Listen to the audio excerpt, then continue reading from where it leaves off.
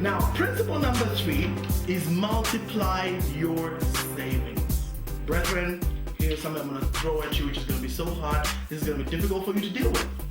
Money, the money that you know is not real. Yep, I said it right here. Money ain't real. That money you see today is actually a piece of paper, and the only reason it's real is because it's got a seal of the government. It's got a government that's got an army. It's got laws, and they can lock you up if you're going to tell them that it's not money. But you know what? As soon as the government that backs that money no longer exists, guess what? It goes back to its true value. And guess what? The true value of that piece of paper is exactly that. 0. So which means that for as long as you're just going to keep money as money in the form of cash, you're losing out each single day. So what you need to do is begin to put that money to work.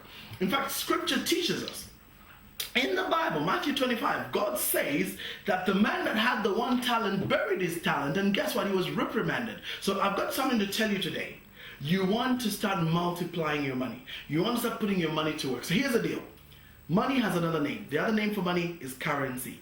And currency has a root word, and the root word is current.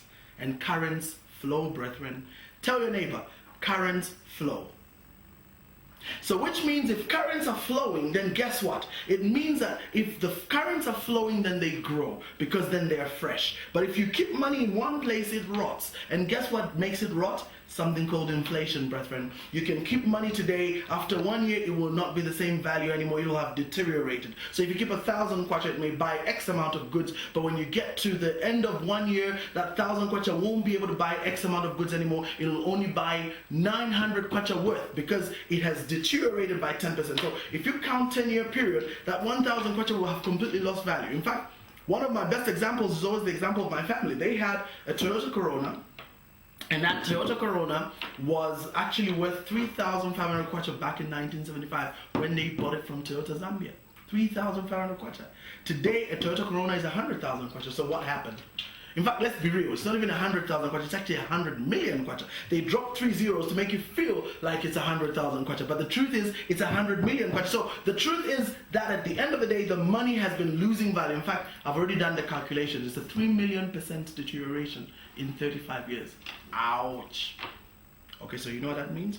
That means, brethren, if you've got money that you're keeping and you don't have a plan with it, get it out and begin to work on it. Begin to put it to work. Let it grow. Don't keep money in the bank. And this is the reason why I personally do not advocate for life insurance. I advocate for lots of insurance, because if you go back to control your expenses, rich people don't save for rainy days, because that's what most poor people do. They save a tenth and they keep it for a rainy day. That's really bad. The law of attraction tells me that if you keep stuff for a rainy day, you will have one. So what the rich do is actually they keep money and then insure for every form of negative situation. So that's what you ought to be doing.